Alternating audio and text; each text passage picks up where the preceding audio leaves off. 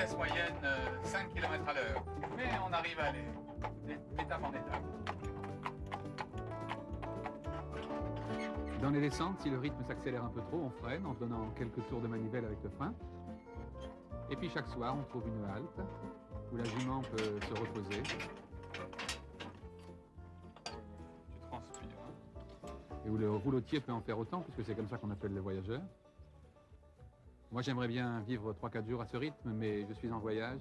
Et déjà, je me retrouve dans un wagon-lit en route vers l'Espagne. Voilà donc c'est cela. Alors, ensuite, il y a eu beaucoup d'autres moyens de transport. Il y a eu des éléphants, il y a eu des chars à bœufs, il y a eu... j'ai raté quelque chose, j'ai raté le voyage à dos d'autruche. C'est un truc qu'on peut faire dans le sud de l'Afrique et j'ai raté ça. Ça me semblait intéressant. Ce qui est intéressant, c'est que vous avez rencontré beaucoup d'animaux. Hein, quand même, il y a plein de séquences animalières. Beaucoup d'animaux. Dès le deuxième jour, j'étais au Portugal et j'ai trouvé un endroit où on parlait des animaux de trait. Il y a un endroit où il y a une activité qui n'est pas du tout touristique, où il y a des bœufs superbes qui tirent des filets, qui servent à mettre d'abord les bateaux, à pousser les bateaux jusqu'à la mer. Et puis ensuite, une fois que le filet a été mis à l'eau, eh bien, ce sont les bœufs qui tirent une espèce de très longue noria. Ils remontent le filet jusque tout en haut de la plage, sur une plage superbe. Et il y a une centaine de personnes qui participent à ça. J'ai vu également toutes sortes de moyens de transport animaux, mais des animaux aussi d'un autre genre, par exemple, à Bornéo, des singes à qui on apprend à revivre dans la nature, des singes qui sont nés en captivité. On n'en parle pas. On en parlera tout à l'heure. Et puis j'ai vu également les éléphants au travail dans le nord de Thaïlande. Les éléphants qui non seulement promènent des touristes, on peut faire des randonnées de 3 ou 4 jours. On peut se balader dans les montagnes. Ce qui est surprenant, c'est que cette cassette, pratiquement, elle est réalisée par Antoine, filmée par Antoine, commentée par Antoine. Vous avez choisi, les musiques sont d'Antoine. Il y a beaucoup de musique. J'ai choisi beaucoup de musique du monde entier aussi, hein, des musiques du Brésil, des musiques d'Afrique, du Cap-Vert, de Madagascar en particulier. Mais effectivement, tout le reste, j'ai filmé moi-même pour la première fois. Je suis parti avec une caméra sur l'épaule et j'ai filmé 40 heures de vidéo pour les concentrer en 1 heure de cassette. Ce voyage, ça a été un grand plaisir? Oui, un grand plaisir. Ça a été un boulot d'enfer parce que j'ai ramené 10 000 photos et 40 heures en 80 jours de travail.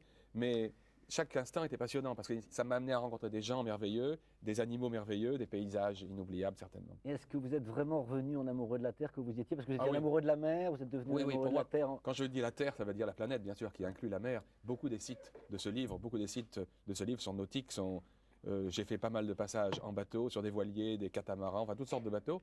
Mais pour moi, la mer fait partie de la Terre. La mer est un moyen. Le bateau est un véhicule merveilleux pour aller découvrir les beautés de la Terre. Alors donc, ce livre est publié chez Gallimard. Il y a de nombreuses photos, c'est superbe. Et la cassette, je vous dis, moi, lorsque je l'ai visionnée, j'ai tout de suite appelé Antoine, hein, ça s'est vite fait. Et lui a surtout tout de suite accepté de venir sur ce plateau et je l'en remercie. On le retrouve tout à l'heure, mais nous avons un appel pour le professeur Moraillon. Allô? Bonjour. Bonjour, posez votre question. Allô? Oui, madame. Bonjour, messieurs. J'ai une chienne Fox Lolo âgée de 14 ans et demi. Depuis son jeune âge, elle est fragile du foie. Faisant 2 fois par an une lactation nerveuse, elle a subi 2 opérations. On lui a enlevé en avril 89 une grosseur et 2 mamelles côté droit. En janvier 91, la totale avec au col de l'utérus une petite tumeur non cancéreuse. Un mois après ces 2 opérations, elle a fait une hémorragie intestinale avec avant vomissement de mousse blanche. Oui. Bon.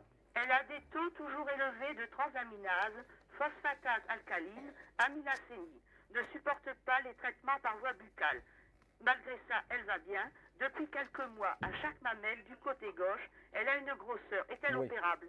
Voilà, une longue question pour une réponse. Sur un problème qui paraît compliqué et difficile à résoudre de cette manière. A priori, le fonctionnement hépatique de votre chienne paraît effectivement perturbé. Il serait sans doute nécessaire de préciser la cause exacte de cette perturbation avant d'envisager une intervention chirurgicale, mais qui au demeurant paraît possible, hein, parce que là encore, il suffit de choisir des anesthésiques qui n'ont pas de toxicité hépatique. Exactement. Bien, madame. Nous avons une autre question. Bonjour. Bonjour. Oui, vous. Pas moi. Bonjour. C'est à vous, madame. Parlez. Bonjour, monsieur. Oui.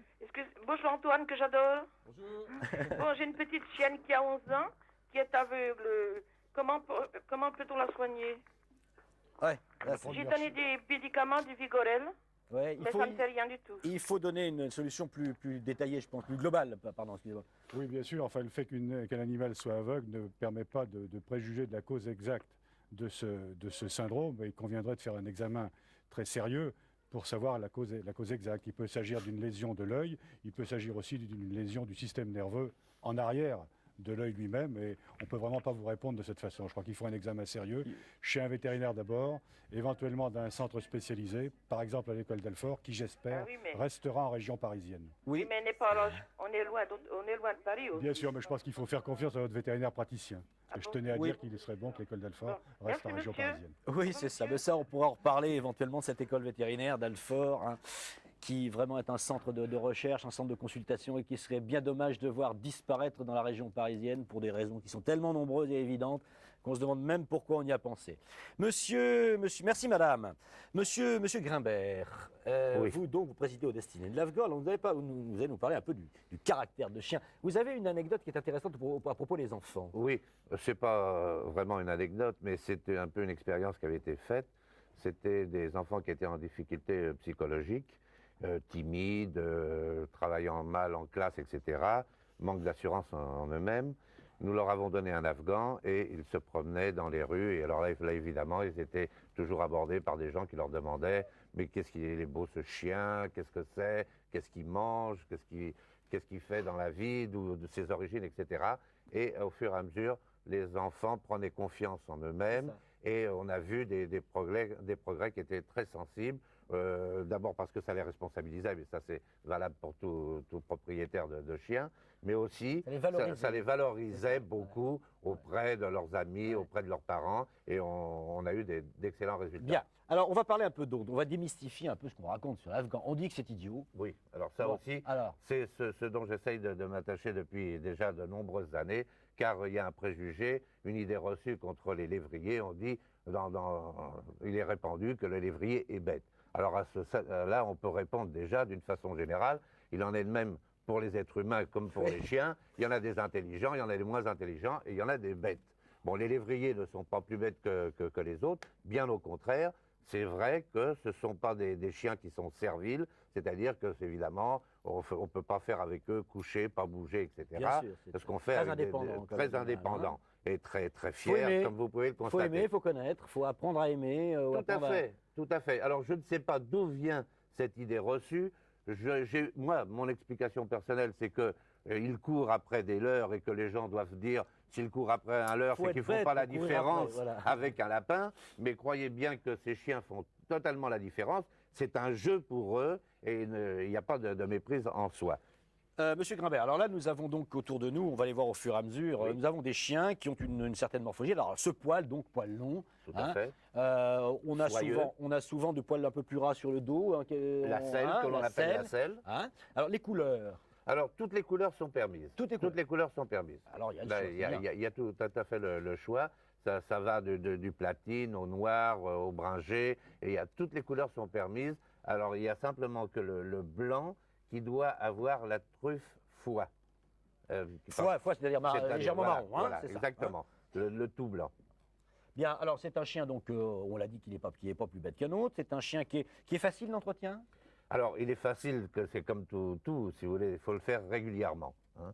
Et il faut l'apprendre dès le plus jeune âge à accepter d'être toiletté. Et puis ensuite, quelques fois par semaine, le brosser. Et là, il n'y a plus de problème. Très bien. Et puis c'est un chien robuste. Ah, c'est un chien très robuste, ça, c'est un chasseur. Hein. Ouais. Donc, c'est un chien qui est excessivement robuste, qui a des facultés de chasse formidables. On aimerait bien un jour, d'ailleurs, qu'il puisse se permettre de revenir chasseur, mais pas avec des fusils, mais chasseur simplement Bien. à la course. Et pour être plus pragmatique, ça coûte combien? Dites-moi ça en douce là. Un chien, Un Afghan. bon écoutez, ça coûte... Les petits bébés là du plateau. là. Alors, un chien de race comme celui-ci, parce que c'est ça aussi qui est important, c'est de savoir quand on achète, et c'est pas évident quand ils sont chiots, de reconnaître un véritable Afghan. Il faut savoir Donc- qu'on l'achète. Donc l'éleveur. donc, l'éleveur c'est ce que nous s'adresser disons au toujours, c'est pour club, ça que nous avons avec Pition, la ses Société fiches Centrale techniques. Canine, ils vous donneront les adresses. Alors, un chiot peut varier entre, je le dis franchement, 4 000 et 7 000 francs. Mais c'est une garantie, et au moins, on fait des économies après de santé. De santé, et on a un beau chien. Et on a un beau chien. Très bien. La fiche Il de y a l'Afghan, une bien fiche sûr, à demander à la Société Centrale Société Centrale Canine. Canine. Ça pose pas de problème. Ça, c'est une fiche très bien faite. Nous la faisons pour beaucoup de races. Vous en à avez fait. combien maintenant, Piton? 40 maintenant, il va 40, y avoir 60 vous vous rendez compte. très prochainement. Alors, vous écrivez à la Société Centrale, il vous envoie la fiche.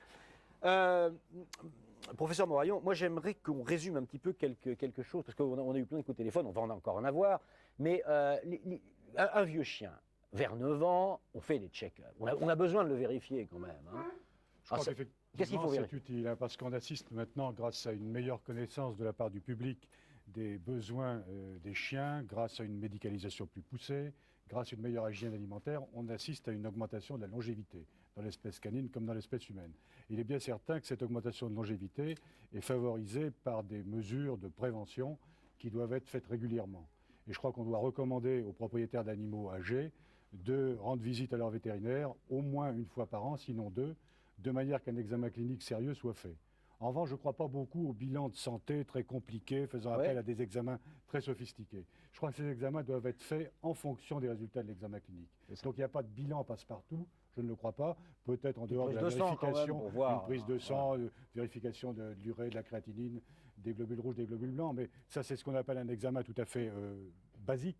Mais si on veut faire les choses de façon un peu plus complète, il faut que ce soit axé sur l'examen clinique. Et je crois que c'est le praticien qui décidera des examens à réaliser. Ce qui paraît important, donc, c'est un examen clinique bien fait, 1 ou 2 fois par an. Bien, un examen clinique 2 fois par an, un vétérinaire que l'on voit régulièrement, ça me paraît normal. Et nous, ce qui nous paraît normal, c'est de lancer tout de suite la publicité, je crois, puisqu'on va faire des grands signes.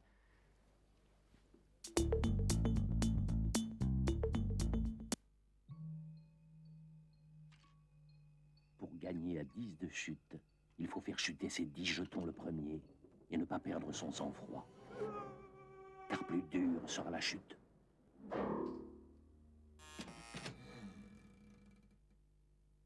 « 10 de chute, un jeu MB. Voici KO, un jeu à déconseiller aux grandes personnes. Parce que pour jouer à KO, il faut être rapide. Rapide, rapide, rapide, rapide, le plus rapide, sinon on est KO. KO, par Mattel. Évaluez votre intelligence par Minitel. 3617, code X-Test. Bébé surprise comme un vrai bébé. Tu nous surprends à tout moment. Tu pleures mon bébé, oh tu es toute mouillée. Un biberon et un gros câlin. Oh là là, bébé surprise a fait son rôle. Et maintenant, au dodo. Pleine surprise comme un vrai bébé, bébé surprise. Magic Light, fait briller les couleurs dans la nuit. Un sourire, un ami, dans la lumière qui éblouit. Magic Light, et tout s'éclaire par magie. Magic Light.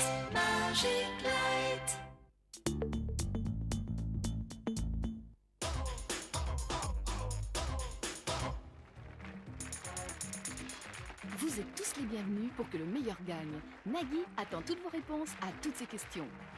Regardez sur votre écran la question que nous vous posons. Astuces, rapidité, humour qui peuvent rapporter 10 000 francs ou pourquoi pas 20 000 francs. On vérifie tout de suite. La bonne réponse c'était chèvre. Oui, bravo. Pour participer, écrivez à Que le meilleur gagne CEDEX 3950 99 395 Paris Concours avec une enveloppe timbrée à vos noms et adresses. Tous les jours, 12h, Que le meilleur gagne avec Nagui. Bien, Petra, vous ne faites pas trop de publicité, mais vous nous parlez de toutes les nouveautés de la semaine. Absolument. Je vais vous parler notamment, il fait froid en ce moment. Et bien voilà, pour nos petits animaux, pour les chats ou les petits chiens, une couverture, mais elle n'est pas seulement pour les réchauffer, elle est pour chasser les puces. C'est une couverture anti-puce. Elle coûte 75 francs à la Samaritaine. Et puis, je vous avais parlé la semaine dernière du danger des produits d'entretien pour vos animaux domestiques. Eh bien, j'ai découvert un nouveau produit qui est d'origine suisse, qui est incolore, inodore et qui ne présente absolument aucun danger, ni pour vos animaux, ni d'ailleurs pour vous-même. C'est le Sanosil Multi. Comment est-ce qu'il fonctionne? Eh bien, il empêche la prolifération des germes bactériens et désagrège toutes les taches et souillures causées par vos animaux, aussi bien sur vos moquettes, voilages, vêtements, etc. Et c'est pour l'instant conditionné comme ça en pot d'1 kilo, c'est un peu sous forme industrielle. Vous faites 660 litres de liquide avec, c'est un peu beaucoup. Et il sera prochainement commercialisé en dose ménagère. Et je vous assure, je l'ai essayé, ça marche. Et en plus, dans un pot comme ça, ça vous coûte 75 centimes le litre. De faire de la pub. J'ai fait la pub pour la Samaritaine. Alors. Voilà, passons maintenant au magazine Atoucha. Le magazine Atoucha qui nous propose un spécial chaton. Un spécial chaton avec son hors-série où il y a 200 bonnes adresses pour trouver le chat de vos rêves. Alors avec tout ça, si vous ne trouvez pas le chat idéal, eh bien, c'est à désespérer. Et puis enfin, je voulais vous parler en ces périodes de Noël d'un film parfait pour vos enfants et vous en sortirez vous-même enchanté. C'est sorti hier, ça s'appelle Fievel au Far West. Regardez ce sympathique extrait.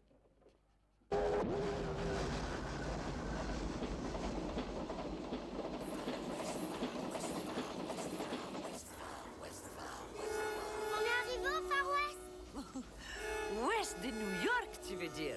Vive à New York City, c'est le bruit et le fureur. Nos rêves nous attendent au Far West, dans un pays tout neuf. Les rues sont pavées de pépites, de perles, de rubis. Nous serons tous des millionnaires. Enfin, c'est ce qu'on m'a dit. Ni poubelle, ni concierge, pour nous polluer l'air. Ni escrocs, ni percepteurs, pour vider la glacière. Nous dompterons les fleuves pour peupler le désert. Nos rêves iront toujours plus haut sans retomber par terre.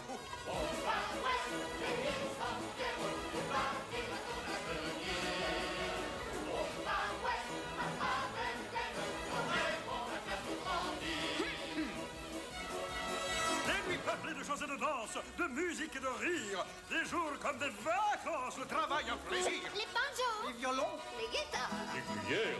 C'est moi que nous irons, on entendra ces terres. Oui, on va ouest, dans les grandes places, on est libre comme le vent. On va ouest, tout le monde à sa place, c'est la terre des conquérants.